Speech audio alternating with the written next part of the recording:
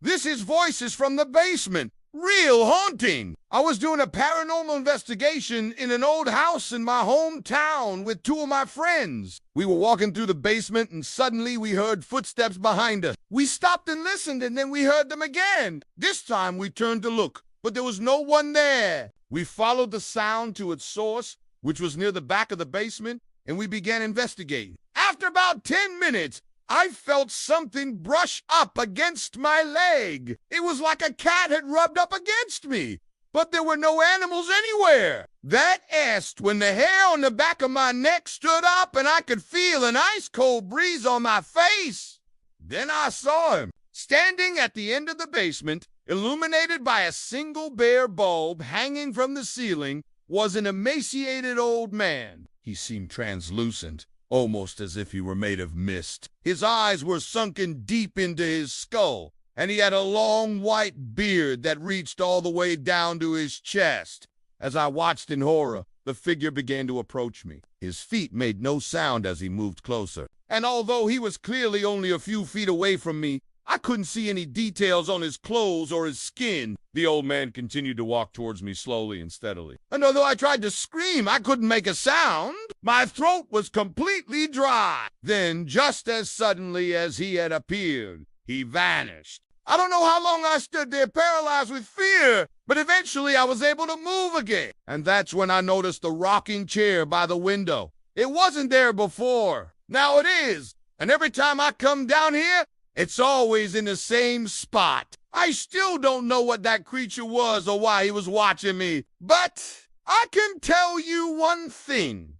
It was definitely not a friendly ghost. If he's down there waiting for someone to sit in his chair, I hope whoever does will be prepared for whatever follows. This is a true story from Ryan Buddha Show. We are now going to attempt to contact this entity ourselves. Please do not try this at home. Hello. Is anyone there? If you are the spirit of this house, please make your presence known. I know you're here. I can feel you watching us right now. As some of you may know, there have been many different spirits that have allegedly haunted this house over the years. One of the most well-documented is a little girl who is believed to have died in the house in the early 1900s.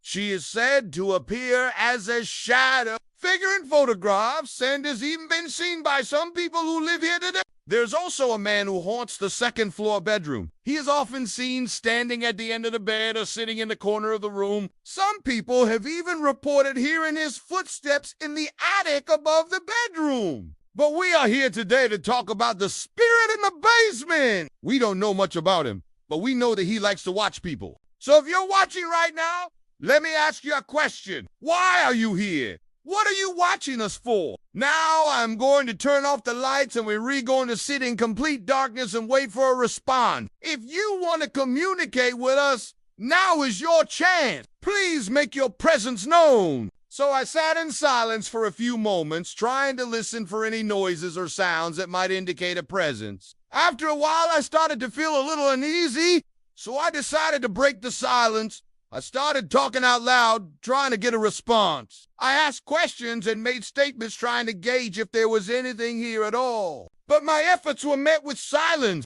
Just as I was about to give up hope, I heard a noise in the dark. It was a dragging sound, like something heavy being pulled across the floor. I froze and listened intently. Then I heard it again. The sound of something heavy being dragged across the floor. I called out into the darkness, asking if anyone was there, but there was no reply. The dragging sound came again, and then it stopped. Suddenly, the air grew cold, and I felt a strong presence behind me. I turned to look, but of course, I couldn't see anything in the dark. But I could feel the presence watching me. I tried to speak, but my voice failed me. I was frozen in place, unable to move or speak. And then just as suddenly as it had appeared, the presence was gone. I sat there in the darkness for a few more moments, trying to calm my breathing and regain my composure. I told myself it was probably just my imagination playing tricks on me, but as I stood up to leave, I felt a cold hand grab my shoulder. I screamed and jumped, knocking over the tripod in the process. I fumbled around on the ground trying to find the camera and the flashlight. And when I finally did, I scrambled to my feet and ran out of the basement as fast as I could. Once I got upstairs, I tried to calm myself down and convince myself that nothing had really happened. But as I looked around the room, I noticed that the camera was missing. I searched everywhere for it, but it was nowhere to be found. Had the spirit taken? Was it trying to communicate with me somehow? Or had someone else come down the stairs and taken it? I don't know. As I stood there in the flickering candlelight, I could feel the presence of the spirit all around me. It was getting stronger now, and I knew that if I didn't leave soon, it would become physical. I had already felt its cold touch on my shoulder, and I knew that I didn't want to test its strength. So I grabbed the flashlight and the camera and ran. I ran as fast as I could, desperate to escape the house and the spirit within it. As I burst through the front door, I could hear the spirit's laughter echoing behind me, and I knew that I would never be safe from it. I understand that this story may be hard to believe, but I promise you that it is true. The spirit in the basement is real, and it is waiting for its next victim. Thank you for watching. If you enjoyed the video, please subscribe. And as always, remember, keep an eye out for ghosts.